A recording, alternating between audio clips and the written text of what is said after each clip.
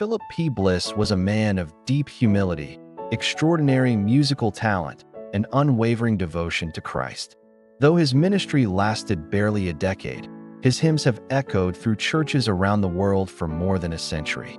With every lyric and melody, Bliss pointed souls toward the Savior he loved.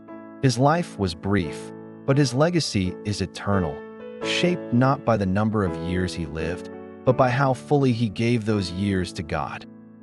Philip Paul Bliss was born on July 9, 1838, in a log cabin in the mountains of Clearfield County, Pennsylvania. The family had little in terms of earthly wealth, moving frequently between Pennsylvania and Ohio. Most of Philip's early education came from his mother at home.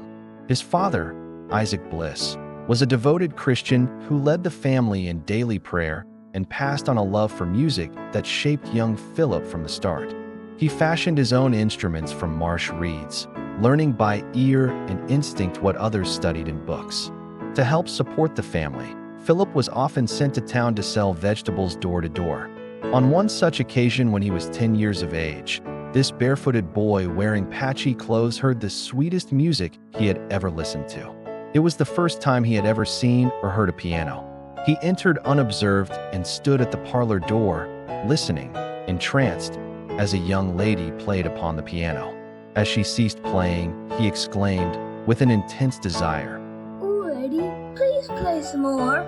She looked around, surprised, and with no appreciation of the tender heart that had been so touched by her music, said, "Go out of here with your bare feet." The sting of rejection stayed with him, but so did the music. That moment planted a seed that would one day bear eternal fruit. At age 11, Bliss left home with his belongings tied in a handkerchief to work on a nearby farm where he could attend school. Though raised in a Christian home, it was at a Baptist revival in that schoolhouse, 1 year later, that he trusted Christ as his Savior. From that point on, his faith would become the guiding force of his life.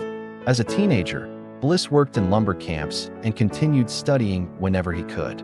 By 19, he met vocal instructor J.G. Towner, Daniel Towner's father, who recognized Philip's natural gift and offered him his first formal vocal training. That same year, Towner arranged for him to attend a music convention in Rome, Pennsylvania, where Bliss met gospel songwriter William Bradbury. Both men encouraged him to dedicate his voice to the Lord, and by the end of that convention, Bliss had fully surrendered his life to God's service. Shortly after, he sent his first original composition to the renowned composer George Root with a humble request. "If you think this song is worth anything, I would appreciate having a flute in exchange for it." A few weeks later, a flute arrived in the mail, a sign of encouragement that fueled his calling.